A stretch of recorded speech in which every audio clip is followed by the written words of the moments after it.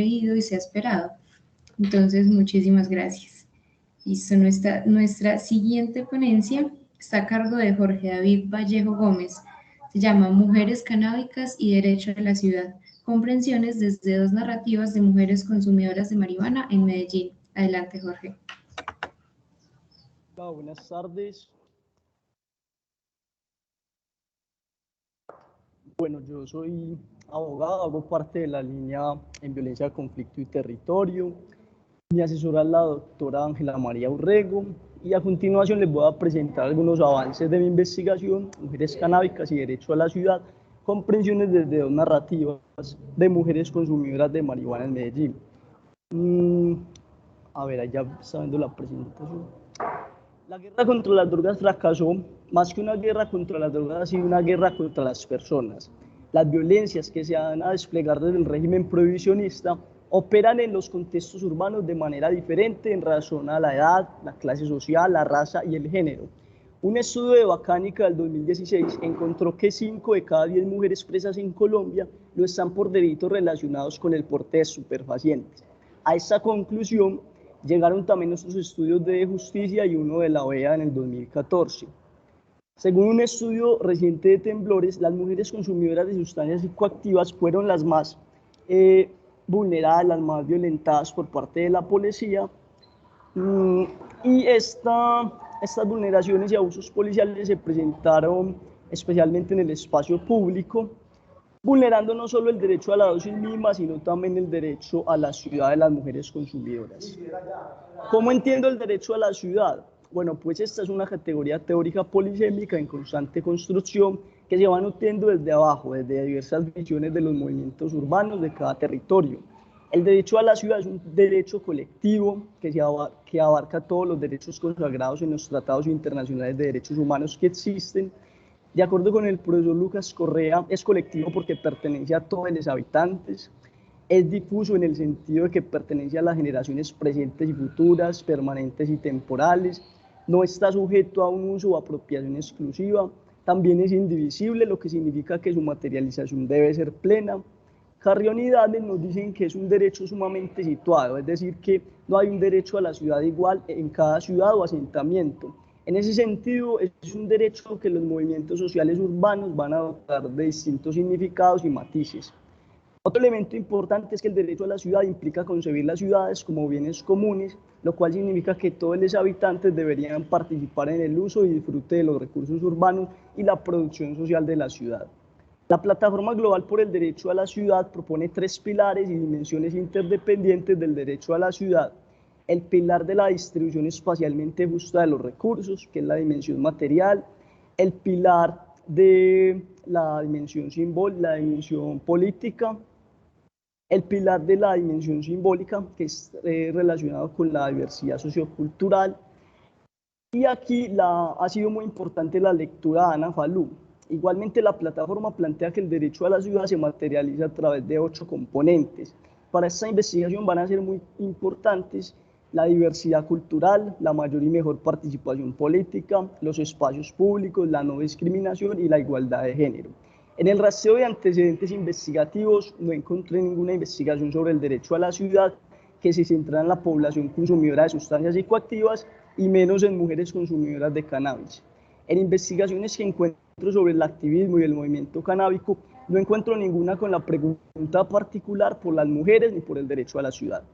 Defino entonces como objetivo general de la investigación comprender los sentidos que adquiere el derecho a la ciudad a través de las narrativas de 2 mujeres consumidoras de marihuana que dan cuenta de sus experiencias, bueno, y como objetivos específicos reconocer las experiencias de estigmatización y exclusión del derecho a la ciudad de 2 mujeres consumidoras de marihuana y activistas canábicas de Medellín, e interpretar el sentido que le otorgan 2 mujeres consumidoras de marihuana sus experiencias de activismo canábico y reivindicación del derecho a la ciudad. En cuanto a los aspectos metodológicos, la investigación se ubica en un enfoque cualitativo en el que se pretendió, en palabras de María Amelia Galeano, entender a las narradoras dentro del marco de referencia de ellas mismas, para comprender desde su lógica las realidades que viven. Hago una adaptación a la propuesta de investigación narrativa hermenéutica, PIN, de Marieta Quintero, que también trabajó Cristian, que nos permite comprender la experiencia humana y usar el lenguaje y la narrativa como mediación entre relaciones, el del sujeto con el mundo, del sujeto con otros y otras, y del sujeto consigo mismo. En cuanto a las consideraciones éticas, las dos narradoras firmaron un consentimiento informado en el cual autorizan que sus nombres aparezcan en las publicaciones que surjan de esta investigación. Se les propuso ponerles un nombre ficticio, pero ellas mismas dijeron que no tenían problema con que aparecieran sus nombres reales, como una forma también de decir que no hay que sentir vergüenza por estos consumos que ellas hacen de manera funcional. Ellas también, al reconocerse como activistas, quieren aportar a través de estas investigaciones otras narrativas alrededor de este tema. Entrando en los resultados de la investigación, les voy a presentar en primer lugar a las narradoras y sus tramas narrativas. Las tramas narrativas son el acontecimiento principal que identifiqué en el relato de cada una. Fernanda Barajas es una mujer de 24 años, habitante del centro de Medellín.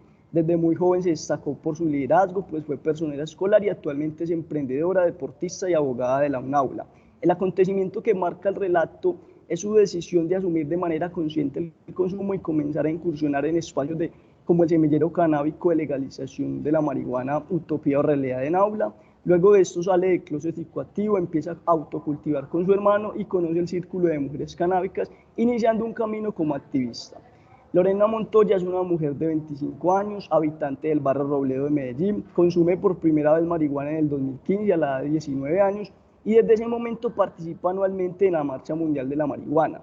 Es administradora de empresas del Colegio Mayor, practica yoga y meditación, vive con su pareja y consume cannabis por medio de extracciones, una técnica que descubre en los meses de confinamiento en el marco de la pandemia del COVID-19. El acontecimiento que se identifica en su narrativa está relacionado con su decisión de fundar el Círculo de Mujeres Canábicas del Valle de Aburrá, con el fin de impulsar la participación y el liderazgo de las mujeres dentro del movimiento canábico. Sobre el primer objetivo específico, que es reconocer las experiencias de estigmatización y exclusión del derecho a la ciudad, construyo estos 4 hallazgos que aún estoy en proceso de interpretación y discusión con los autores teóricos. Sobre el primer hallazgo, este primer objetivo, en ambas narradoras aparece el miedo a la policía. Nos dice Fernanda nos dice: la vieja me requisó de una manera como para que otros la vieran. Me metió las manos en los brasiles, me metió las manos en los senos, me hizo subirme la silencio con gesto de recuerdo desagradable. Y yo, pero venga, ¿qué es esto? ¿Qué es esto? Me hizo quitarme las medias, me hizo vaciar todo.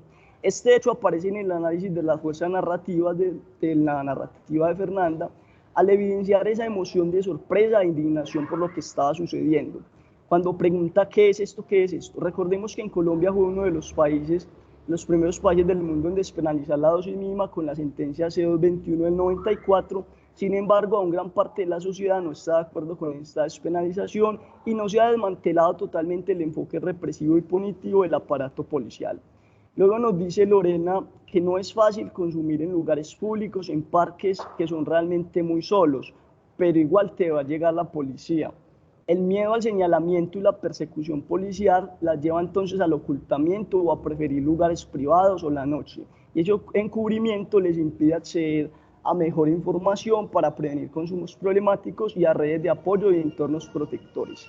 Otro hallazgo que les quiero compartir hoy es el de los obstáculos a sus acciones colectivas. Lorena nos relata sobre la dificultad para el préstamo de espacios. Me di cuenta, estando en el círculo, que es muy difícil en Colombia, en Medellín, armar un parche canábico sin tanta dificultad para, por ejemplo, estar en un espacio alquilado. Entonces es como que quiero hacer un evento, pero apenas digo que va a ser un evento canábico, los dueños como que no, hace gestos de negación con la cabeza. El estigma y la exclusión en los espacios privados, en sus propios hogares incluso, lleva a que se apropien de lugares públicos que adopten esos lugares de encuentro, configurando una suerte de territorialidades urbanas. El último hallazgo en este objetivo es el estigma que recae sobre las zonas de libre consumo. Es que siempre al consumidor de cannabis se le juzga: y ¿de dónde salió? Allá fuman. Ay, este estaba en ese parque, allá fuman. Ay, usted estaba en el periodista, allá fuman. Entonces no puedo ir a ese lugar si no soy consumidora. Vamos ahora a los resultados del segundo objetivo específico, el cual es interpretar el sentido que le otorgan a narradores a sus experiencias de activismo canábico y reivindicación del derecho a la ciudad. Les voy a hablar en primer lugar del tercer hallazgo, la marcha canábica y el círculo de mujeres canábicas como repertorio de acción y transformación desde las bases. La Marcha Mundial de la Marihuana no tiene la dimensión, no tenía la dimensión de cuántas personas en Medellín fumaban marihuana, y pues uno ve ese mar de personas que se reúnen ahí, precisamente a decir, sí, ese es mi derecho y yo fumo marihuana. Más o menos a los 19 años lo empecé a tomar con seriedad, empecé a ir a estas marchas, creo que son súper necesarias. Para las narradoras, participar en estas marchas es un acto de resistencia, la expresión por excelencia de la lucha canábica. Medellín fue la primera ciudad de Colombia que hizo esta marcha en el 2009 y luego se replicó a otras ciudades. Hoy tenemos marihuana medicinal regulada en gran parte gracias a estos procesos de movilización, al activismo de base y al activismo institucional también. El Círculo de Jorge, te Mujeres quedan Cannabis 5 minutos. son mujeres que se han apropiado y han dicho, no, es que las mujeres también fumamos, las mujeres también hacemos esto, las mujeres también cultivamos, y las mujeres no solo servimos para instrumento para guardar. Un día vi una convocatoria, un encuentro que ella pues convocaba, y era un encuentro feminista, un encuentro de mujeres canábicas. Solamente llegamos 4, nos dimos cuenta que de verdad estábamos desunidas, que no había algo como que nos convocara a estar juntas, a conocernos, a trabajar en red. Y en ese momento Shoray nos dijo, quiero que nosotras 4 empecemos este proyecto, quiero saber si puedo contar con ustedes, y las 4 dijimos sí. Bueno, otro hallazgo que les voy a compartir: territorios psicotrópicos en Medellín, la apropiación de los espacios públicos como forma de reivindicación del derecho a la ciudad. Existen lugares donde usted sabe que puede ir a parchar y la policía no le va a decir nada. Siento que cada vez esos espacios hacen que se normalice más el consumo de cannabis, que la gente alrededor pueda decir, son muchos los marihuaneros y marihuaneras. Bueno, aquí. Entonces sí, eso genera una identidad, genera una comunidad y una red, y de alguna forma nos está uniendo. Voy a adelantarme acá al último hallazgo de subjetivo, hora de regular el llamado que hace el movimiento canábico. Esos espacios se han hecho y se han apropiado, obviamente por falta de espacios regulados y por las autoridades, y por la necesidad de uno encontrar dónde ser aceptado, dónde ser acogido, dónde poder ser uno mismo. Voy a pasar esto porque no me da tiempo.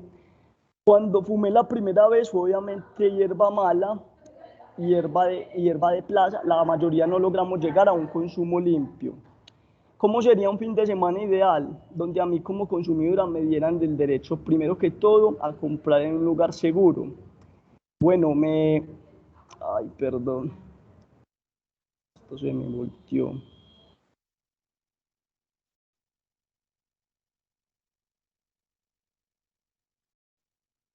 Bueno, voy a ir al último fragmento, que me parece muy importante. ¿Cómo sería un fin de semana ideal? Donde a mí como consumidora me dieran el derecho a, primero que todo, a comprar en un lugar seguro. Bueno, me vendieron cannabis de forma segura, no tiene ninguna adicción, sé que me van a vender, sé que voy a consumir, sé qué porción me van a suministrar, sé cuánto me van a suministrar. Sería que yo pudiera ir a un parque, a un lugar, a una manga, no sé, a cualquier lugar, sintiéndome segura, sintiéndome protegida, sintiendo que no tengo que estar con otra persona para que de pronto un policía no llegue y me vaya a vulnerar mis derechos. Encontrar un lugar destinado, un lugar apropiado donde yo pueda consumir. Listo, vamos a cerrar con estas conclusiones preliminares del primer objetivo.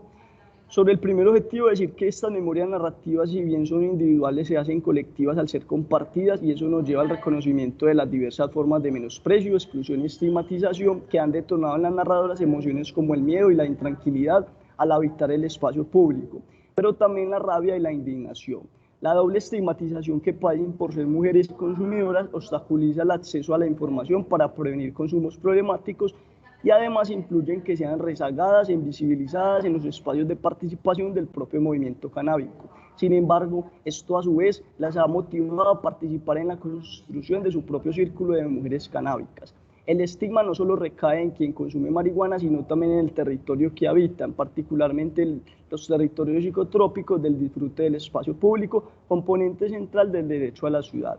Sobre el segundo objetivo, aún estoy en ese proceso de interpretación, pero diría que la marcha canábica se convierte en una forma también de apropiación del espacio público y de manifestación de la resistencia al prohibicionismo y a la criminalización. En esa medida hay una reivindicación del derecho a la ciudad a través de estos repertorios de acción. y con la conformación del Círculo de Mujeres Canábicas se gesta una lucha interseccional por el derecho a la participación y al disfrute del espacio público por parte de las mujeres usuarias de esas sustancias. Avanzar hacia la regulación de estos mercados a nivel local desde un enfoque educativo y de reducción de riesgos aparece especialmente en la narrativa de Fernanda como una utopía cada vez más cercana que implicará potenciar mucho la dimensión política del derecho a la ciudad en términos de incidencia local del movimiento canábico. Gracias.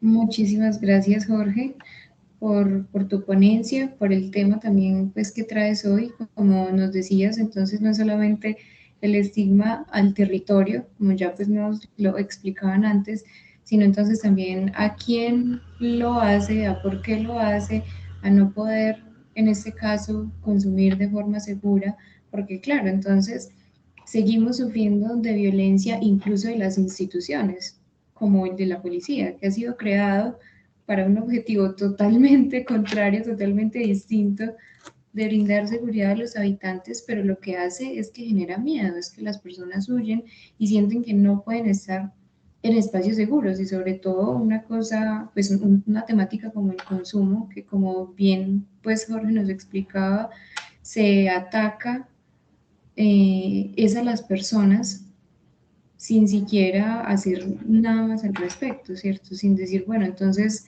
pueden consumir en estos espacios o pueden hacerlo de tal y tal manera, porque educarse al respecto pues mejoraría incluso también la situación de estigma pues de la que nos presentaron hoy. Entonces, muchísimas gracias. Vamos a pasar a nuestra última ponencia del bloque de hoy, a cargo de Kevin Alexander Jaramillo. Esta es el Grafitour de la Comuna 13, una experiencia de lectura territorial desde lo estético.